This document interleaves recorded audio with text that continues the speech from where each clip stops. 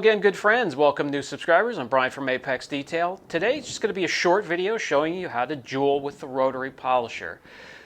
It's going to be something very few of you will ever need to do or need to perform, but some of you have asked for it. But that really reminds me, some of you that have asked for it, when I just started the channel somewhere around 2 years ago, some of them were just starting to pick up a dual action polisher or a rotary. And to see you come a long way, to see your skill set grow, your business grow, and what you're doing now from just moving on from a basic cleaning to now scheduling nothing but coatings and high-end work, it makes me feel just incredible. I'm happy for you. I want to see, and I want you guys to keep that going. And if this helps, well, we're going to head out into the shop and I'm going to do this video for you. This is a step, jeweling or burnishing, that, like I said, very few of you will ever need to perform or need to do. It's an extra step. A customer may ask you to perform if he has a show car, if he has a car that's going to maybe an elite show or something very special. It's something not very many people have an eye to catch, the difference between that very last machine polish step and the jeweling step. However, it is performed. I do it every once in a great while, so let's get out to the shop and get this going. Where does jeweling come into place in the correction process? Well, it's going to be the very last step if needed. It's an unnecessary step, but it's going to come after the final machine polish. And what I use for it is usually the Angel Wax Perfect Polish, which is a polish / cleaner, or Polish Angel has their own version, that's the Escalate Lotion. Other things you're going to need is a few final finishing pads or application pads. Those are going to be the perforated foam polish pads, and also the rotary. You can do it with a dual action polisher, but it's going to take forever. Grab the rotary, grab a few pads, grab a polish cleaner with very fine abrasives, such as either one of these two, and you're good to go. We're going to use this X5 here today just for an example. It's been cut, it's been polished, and if the customer had requested, we could go one more step, and that would be the jewel or the burnish. And normally that would be for a show car or for a car going to an elite show or something special. It would give that little tiny extra tweak to give a little bit extra pop in the finish of the paint, the reflection and the gloss from your paint. Well, that comes from you getting the surface as flat as possible. And the jeweling stage just gets it a little bit further. A very small percentage, from 96-97% to 100%.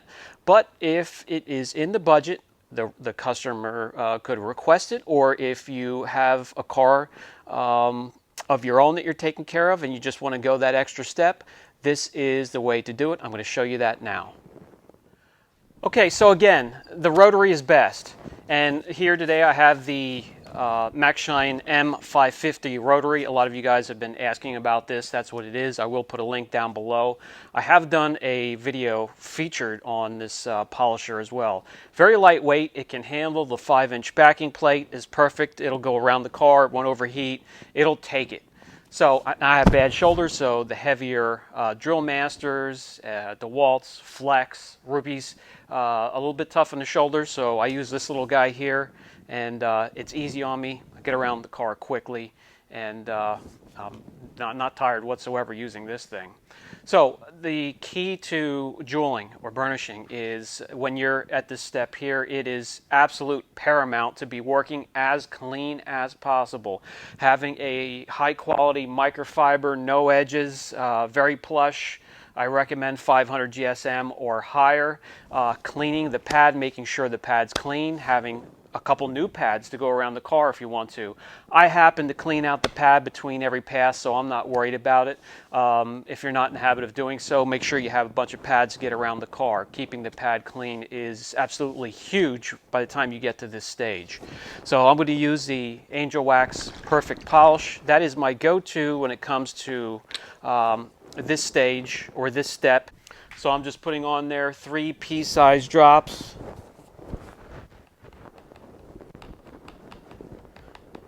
I'm going to have the polisher on the first speed setting, and it never leaves that speed setting. It's going to stay on the lowest speed setting, which is 600 RPM.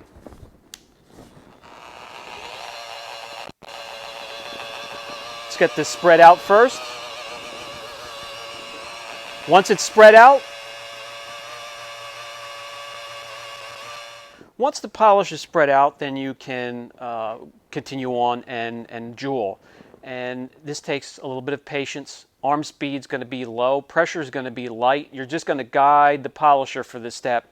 Having it, the polisher speed, again, on the first speed setting, the lowest possible speed setting, and all you're doing is cleaning up this paint and making it as flat as possible.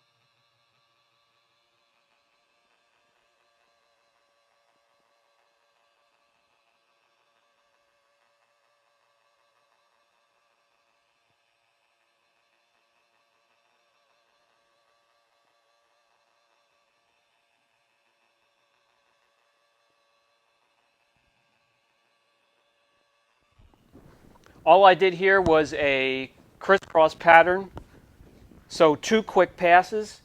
But if you have the time and it's in the budget, you can really, you can take your time and do quite a few passes. Keep in mind, you're using a polish that has very fine abrasives. The pad itself has no aggression whatsoever. It's soft.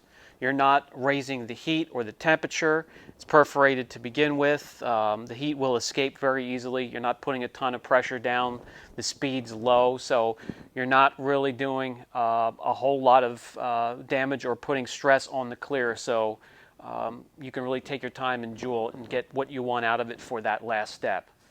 Once again, the key to this step is being extra clean.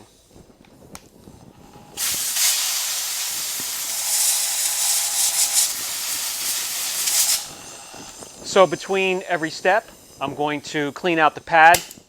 You could do that either by forced air, if it's available. Another thing you can do,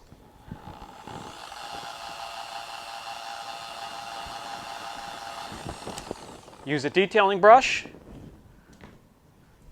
And another thing you can do, take a microfiber, wrap it around 2 fingers like this.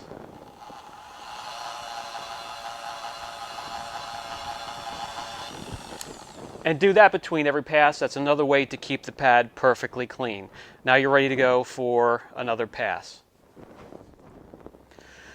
I do want to show you that by the time we get to this step, there is such a small difference when it comes to numbers, when it comes to gloss. It's very hard to pick up with the naked eye.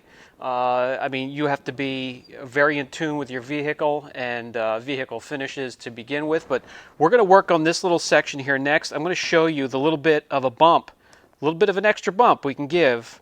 So let's just take 3 measurements.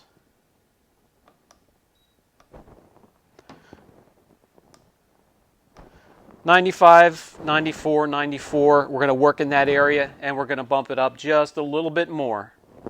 This is going to be the step before you would add a wax, a sealant, or a coating, so that that perfection, that shine, the clarity gets locked in underneath your coating, your wax, or your sealant.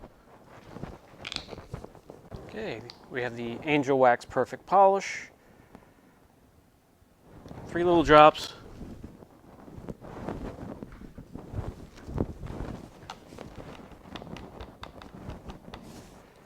First speed setting, no pressure.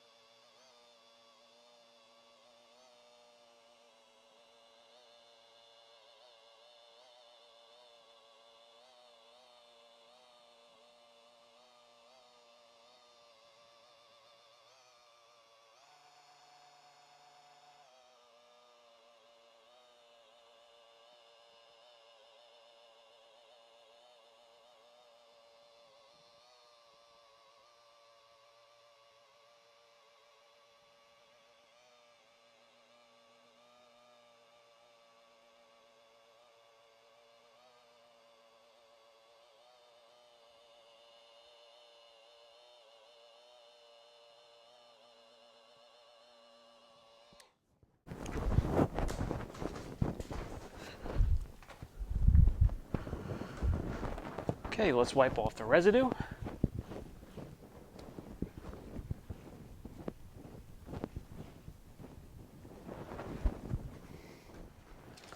Okay, let's go in and get that reading now. Same area we just worked.